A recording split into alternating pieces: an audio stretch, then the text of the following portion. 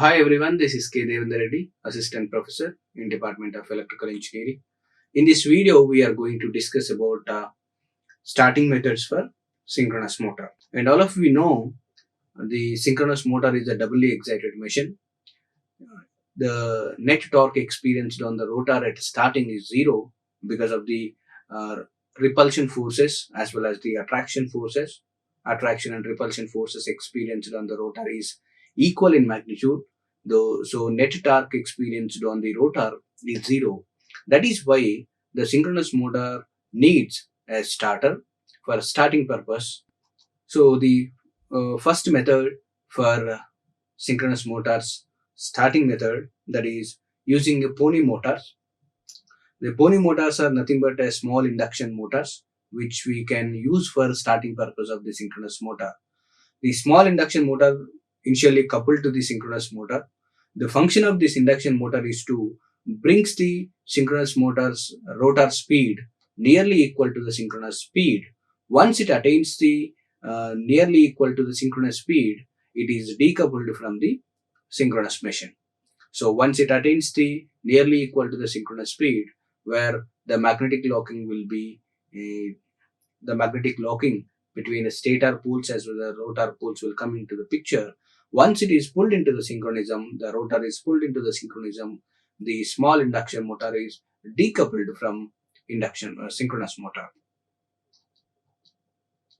The another method is using a small DC machine. It is also like a prime mover, that is we discussed in the previous video. The small auxiliary prime mover is required whether it is an induction motor or it is a DC machine. The purpose is same. So in this method, a small DC motor is using for a starting purpose of synchronous motor.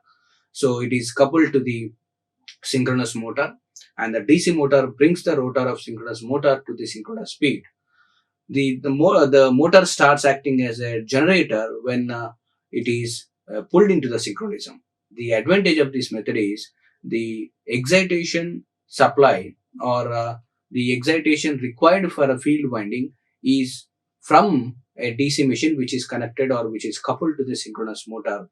At starting, it is acts like a DC motor to starting purpose of the synchronous motor, and it brings the synchronous motor speed equal to the synchronous machine. It brings the speed of the synchronous motor uh, rotor into the synchronous speed.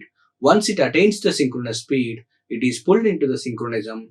After magnetic locking of the stator poles and the rotor poles, the DC machine now acts like a DC generator, which is supplying the excitation current for field winding which is required in a synchronous motor.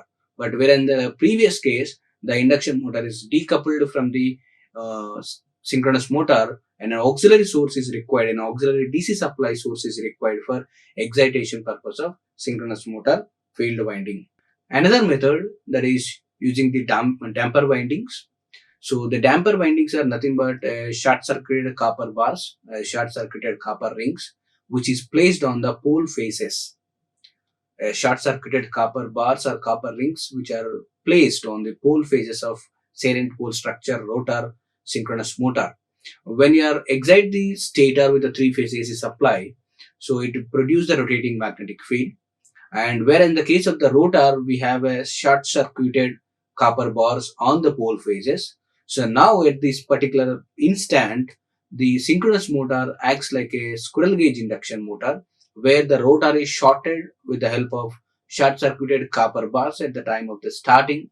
The magnetic field is rotating with the synchronous speed and the rotor will be of stationary object.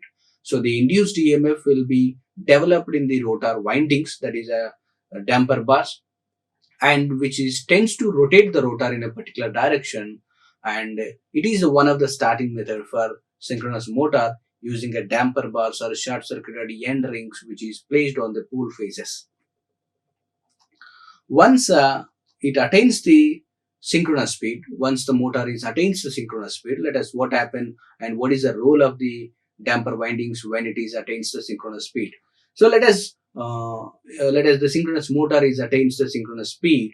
The relative motion between the damper windings as well as the magnetic field is zero. So if you want the the damper windings will be out of the circuit. The damper windings are inactive because there is no relative motion between the magnetic field as well as the damper circuit. Once the motor attains the synchronous speed, there is no relative motion between rotating magnetic field and short circuited damper rings, because according to the Faraday's laws, the EMF is induced in the winding only when rate of change of flux linkage will come into the picture.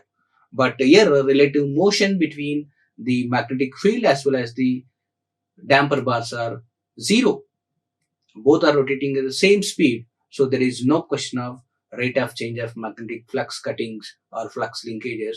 So the induced EMF in the damper bars are zero, means which are inactive or out of the circuit under running condition, which is makes the synchronous motor as a squirrel cage induction motor at starting.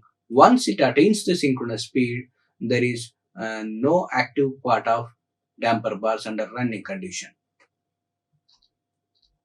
The one more method, we can also start the synchronous motor as a slip ring induction motor. The previous case, we can start the synchronous motor as a squirrel cage induction motor. The similar way, we can also start the synchronous motor as a slip ring induction motor. But here we have to use three set of windings, that is a star connected winding we require. A star connected winding and three slip rings along with the three brushes are required. And at this circuit we can explain these are the three slip rings which is connected to the three set of windings. These are the three set of star connected windings are connected to the three slip rings. Three slip rings are connected to the three set of windings which are star connected rotor winding, and along with the brushes, this is brushes. Along with the brushes, there is a rheostats. The three rheostats are connected.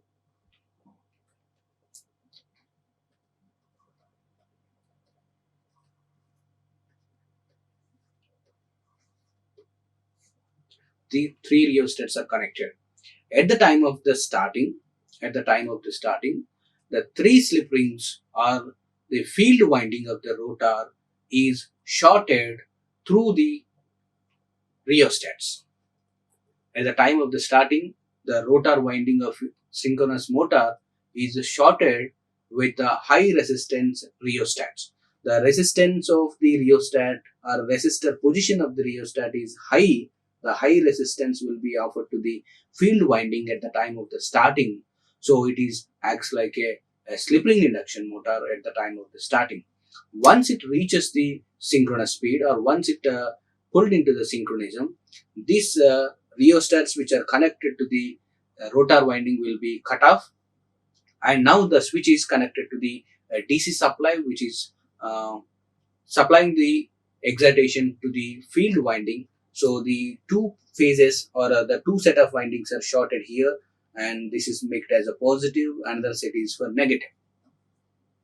So at the time of the starting, a high resistance rheostats are connected to the field winding of the rotor of synchronous motor, which makes the synchronous motor as a slip ring induction motor. So once the motor attains the synchronous speed, slowly cut off the resistance offered to the field winding and excite the field winding with a DC supply by shortening any of the two set of windings. Because it is a DC supply, we require two terminals, positive and negative, but we have a three terminals, so you have to shorten any of the two set of the windings. And these two set of, for example, I'm shorted number 1 and 2, first set as well as the second set of windings, which carries each of half of the current supplied by the DC source, I by 2 and I by 2. So it acts like a slip ring induction motor at the time of the starting. Once it attains the synchronous speed, it is running as a synchronous motor with a constant speed irrespective of the load condition. So the purpose of high resistance connected to the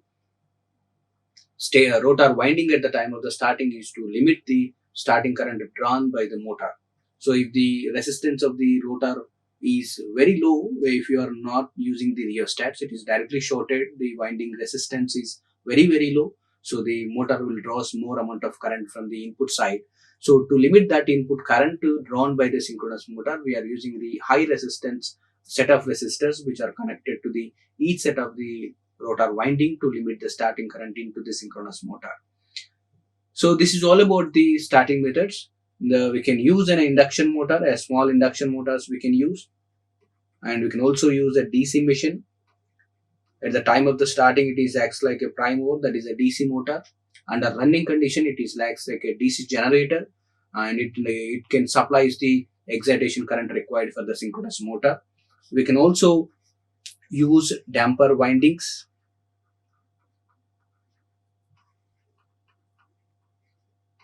We can also use damper windings as one of the starting method, and we can also start the synchronous motor as a slip ring induction motor, slip ring induction motor starting method, and a squirrel cage induction motor starting method. These are the general starting methods available for synchronous motor. Thank you. Like, share and subscribe. Hit the bell icon for more updates.